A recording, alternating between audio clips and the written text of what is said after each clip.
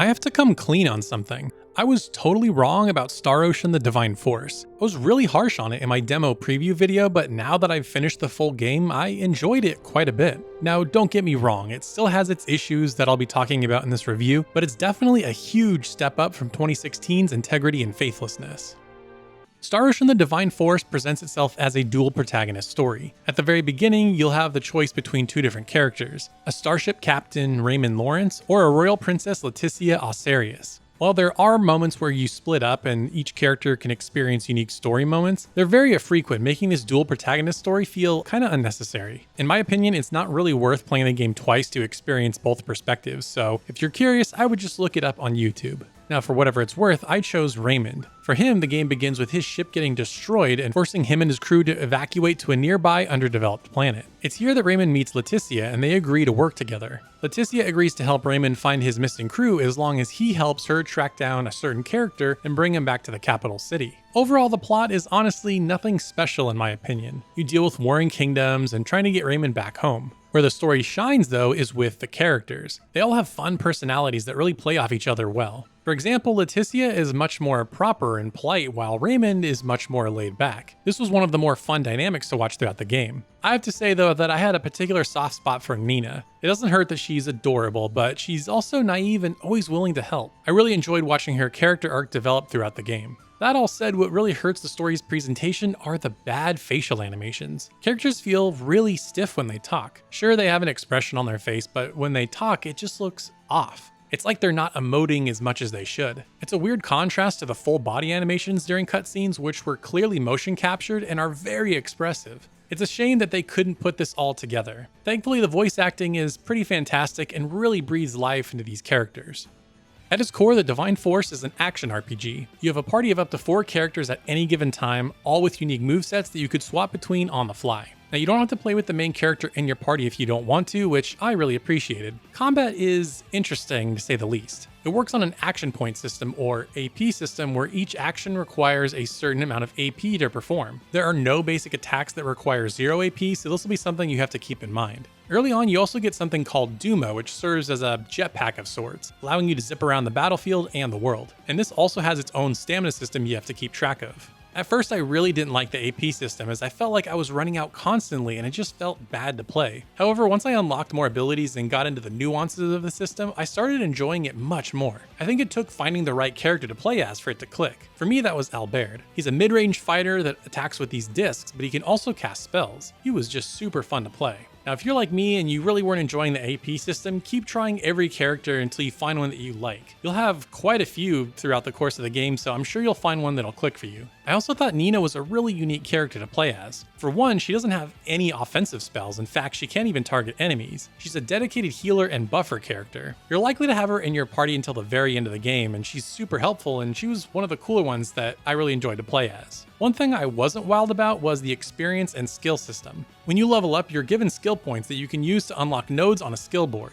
Everything from new abilities to increasing certain stats. You can also upgrade abilities themselves after you unlock them. The game also allows you to build your own combos with all these different moves you're unlocking. On paper, this all sounds standard, but in practice, it felt like I was never upgrading my characters optimally. Should I have been upgrading skills earlier instead of unlocking more nodes? Or was I upgrading the wrong skills? It just felt overwhelming. I appreciate the freedom, but by the end of the game, I wish the game just kind of did this for me. What makes this all extra frustrating are the bosses. I had so much trouble with just about every boss, and so did several other people I talked to that were playing the game. I think the big problem is the difficulty spike. Normal enemies are no problem, you can knock them out pretty quick, but the bosses absolutely kick your butt. The worm boss was bad enough, but there were others that were way worse. And it's also a little frustrating to me that they didn't design bosses better to take advantage of Duma. This felt like a cool opportunity for some neat combat encounters. Now, speaking of Duma, one thing they did right with it is exploration. In between towns are large open areas where you can explore and use Duma to fly around. Scattered throughout are lots of chests on high platforms or crystals that you can gather to upgrade Duma itself.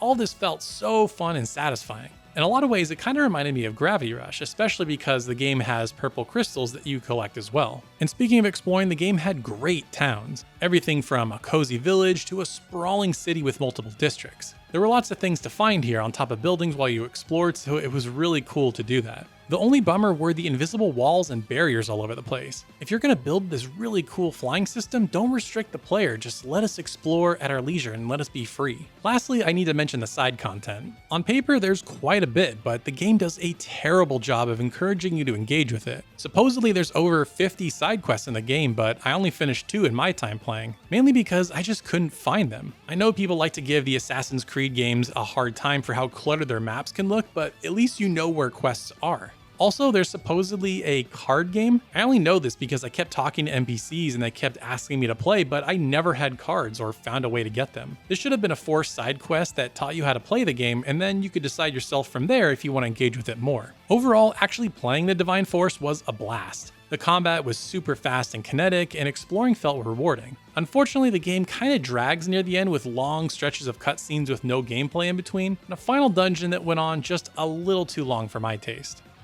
From a presentational perspective, the Divine Force is kinda all over the place. The characters have great designs, but the actual art style itself leaves something to be desired. I know some people don't mind it, but I just can't get over how doll-like everyone looks. And as I mentioned earlier, the facial animations really need some work. The towns all look awesome. Like I said, there was such a great variety and they were just so much fun to explore. The open areas in between towns felt a little bit bland in my opinion. They were your typical plains and forests, just nothing in particular that really stood out to me. The music though was absolutely fantastic. There was such a great variety of songs, from the high energy battle theme to the calming town themes. I particularly enjoyed the use of flutes throughout. It really made me feel like I was on a fantasy adventure, which I was, so I really appreciated that the music really put me in that mindset. Star Ocean: The Divine Force isn't an amazing game, but it's far from a bad one either. The combat and exploration are both kinetic and fun, while also leaving a bit to be desired. The story had potential, but was really hurt by poor facial animations. My final playtime clocked in at just under 23 hours, which is probably a lot shorter than you might have been expecting, but for me, it was kind of perfect. 25 hours is kind of that ideal game length for me these days, so I really didn't mind that it was a little bit shorter. I also missed quite a bit of side content, so if you're looking to squeeze 40 plus hours out of this, you probably could with no problem. One thing I can say is that the Divine Force is a huge improvement from its predecessor, Integrity and Faithlessness. Here's hoping the developers at Trice can learn from this and get even better for the next entry. Now 2022 is nearly wrapping up with very few JRPGs still to come, so if you enjoy JRPGs, you're going to want to subscribe, as my end of the year videos will be coming out real soon, including some hidden gem JRPGs you may have missed and the best the year had to offer. Thank you so much for watching, and we'll see you next time.